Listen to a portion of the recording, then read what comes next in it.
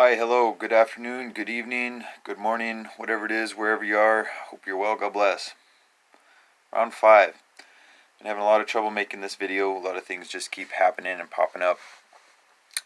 So for all the subscribers that have stuck with me through my tremendous inconsistency, hey, I really appreciate y'all. You're a true blessing. And I do appreciate you more than my consistency would suggest.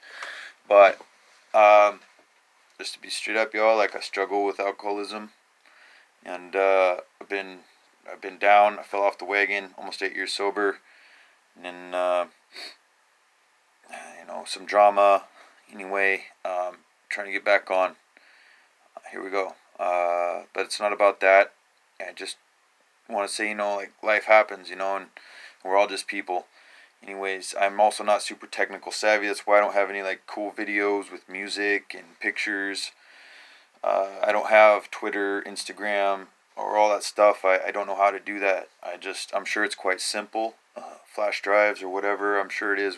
If someone ever showed me, I could learn. I could look up on YouTube how to do it. I'm sure, but I'm busy. I work full time, and I'm just trying to take care of my life. And anyways, moving on.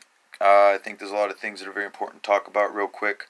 When I started this channel, I wasn't sure where I was going with it, what I was doing with it, but I think there are pertinent things to talk about, and more pertinent than our tremendous, the truth about the history of our world, which is fascinating. Look up mud flood. That's really neat stuff. So, but about today, about the world we live in, where to start? Let's start with chemtrails. There was a real interesting sky today at work. I'm going to post a video later. It's just like 30 seconds, maybe a minute, just looking at the sky. It's really weird. Holes that formed in the blanket that they sprayed, because it's been really quiet in the skies up here in Washington State, relatively speaking to some other places. There hasn't been a lot of spraying going on for the most part, but today there was a ton of spraying, and these big holes formed in the middle of the blankets with these like ribcage looking tendrils, these massive holes in the clouds, and these ribcage like tendrils that reached out from the center towards the edge but didn't touch the rim of the circles at all. They formed one after the other, and they moved through the sky through the blanket. There was like 5 of them that formed all together, and they moved in a line progressively one after the other. They live kind of near a naval base, near Oak Harbor Naval Base, and usually there's a ton of traffic. This year there's been so much fighter jet traffic, like crazy. A dozen or so a day coming and going. And I remember in years past it was maybe one a day. It used to be tremendously, it's moved up a lot. Anyways, so chemtrails, what are they? Well, there are a variety of things. There's a mix of them. Chemicals like barium and strontium, heavy metals like aluminum, aluminum nanoparticulates. Anyways, there's also foglets and nanotechnology. It's called smart dust that they put into it. It's programmable nanomatter. So, like, laying out the grid for AI, and to hack reality, so to speak, to hack life or whatever they're doing. I'm not sure. But there's a whole lot of stuff in the chemtrails, and you could go to Harvard if they admit that they're doing it through things like solar geoengineering at harvard.com, and NASA has their thing, and the CIA likes to call it atmospheric aerosol injections or whatever. Anyways, there's tons of information on chemtrails. But while I'm on the subject, I was doing the H2O2 cleanse, but I didn't do it.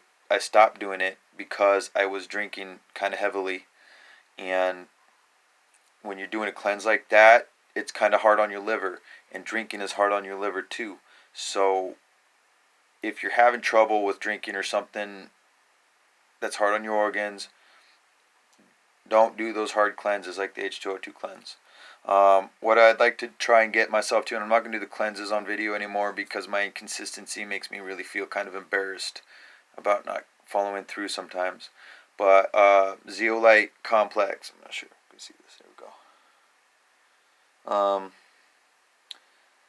I've seen this stuff. Other people taking a variety of this stuff, and I purchased some. It's got instructions on the bottle about how to use it.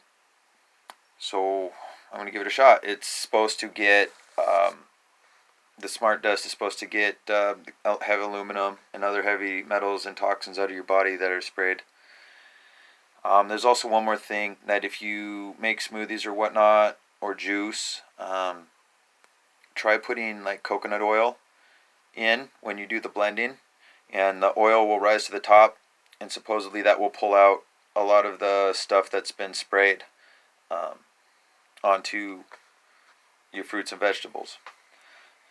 All right, moving on. What else to talk about? RFID chips. So I think it was in Arkansas State Senate. They're passing a law that makes it mandatory for businesses to make receiving the RFID chip optional. But apparently people have a choice if they can get it or not. But this is just the first step of a soft implementation, which will become mandatory down the road.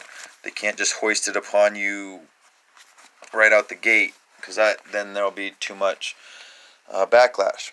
So why is it significant about the RFID chip being implemented through employers? Well, Revelation chapter 13, verse 16, and he causeth all, both small and great, rich and poor, free and bond, to receive a mark in their right hand and in their foreheads, and that no man might buy or sell, save he that had the mark of the name of the beast, or the number of his name. Here is wisdom. Let him that hath understanding count the number of the beast, for it is the number of a man, and his number is 666. So, mark in the right hand or in the forehead, in the right hand or in the forehead. Buy or sell. So that's currency. That's where you get your currency. You get your currency through employment. If you can't get employed, can't get paid, can't buy or sell. Or if you can't buy anyways, and you can't sell.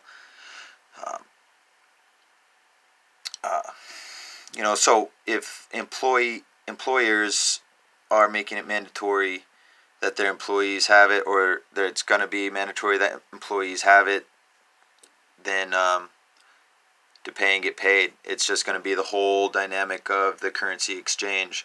It's going to be the sum of the interaction. And it's all started, with online purchasing, and then, when they put the chips in the debit cards, and then you go in and be like, hey, do you have a chip? Do you have a chip? Scan, do you have a chip? So that's the pre-programming going on there. And getting us used to being asked if we have a chip, or carrying a chip on us. And now we've got these federal IDs coming out that are identification cards that are microchipped also. So the chip is everywhere now, and now they want to put it in us. So be wary of it, because also the human body has a tendency to reject foreign bodies, and there's a strong possibility that cancers could form. There have not been a whole lot of long-term studies that I'm aware of